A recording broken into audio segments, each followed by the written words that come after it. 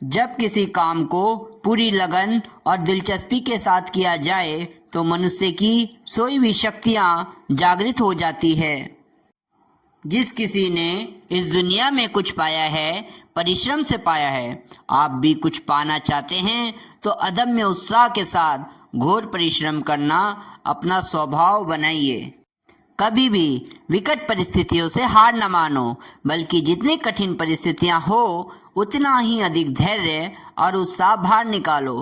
तरह तरह की कोशिशें करो, कई कई जगह काम करो, कहीं ना कहीं से सफलता प्राप्त हो ही जाएगी। संकल्प की मजबूती, धैर्य और साहस से आदमी जीतता है।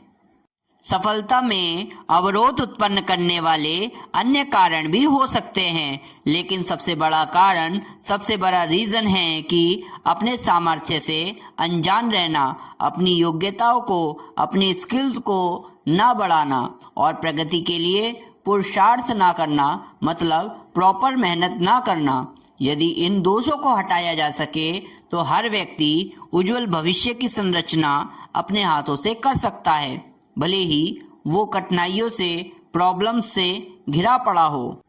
कार्य को जिम्मेदारी के साथ ईश्वर की पूजा समझकर करने की जो कर्म साधना है, किसी भी योग साधना से कम सत्परिणाम देने वाली नहीं है।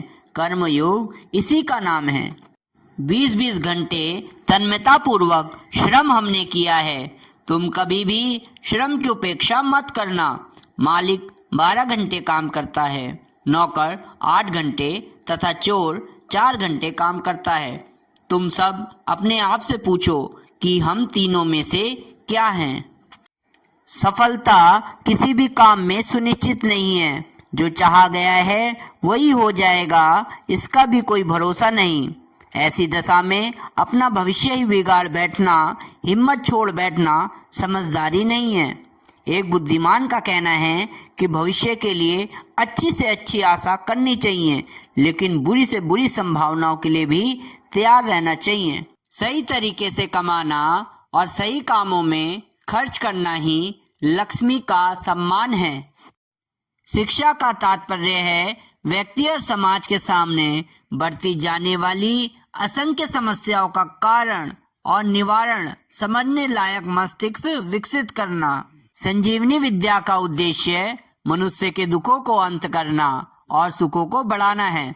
संजीवनी विद्या का निष्कर्ष यह है कि अपनी आत्मा के गौरव के ही अनुरूप विचारों को मस्तिष्क में और कार्य को शरीर में स्थान दे, मतलब अच्छे और पॉजिटिव विचारों को मन मस्तिष्क में बिठाएं। अपने दृष्टिकोण को ऊंचा उठाए, उच्चता, ईमानदारी, सेवा और कर्तव्य की भावना से हर एक गतिविधियों को परिपूर्ण कर लीजिए। ऐसा करने से आपकी प्रसन्नता और सफलता में अनेक गुनी वृद्धि हो जाएगी। संजीवनी विद्या का आधार यह है कि हम अपने व्यक्तित्व को, अपनी पर्सनैलिटी को, दृष्टिकोण को परिष्कृत करने में जुट जाए।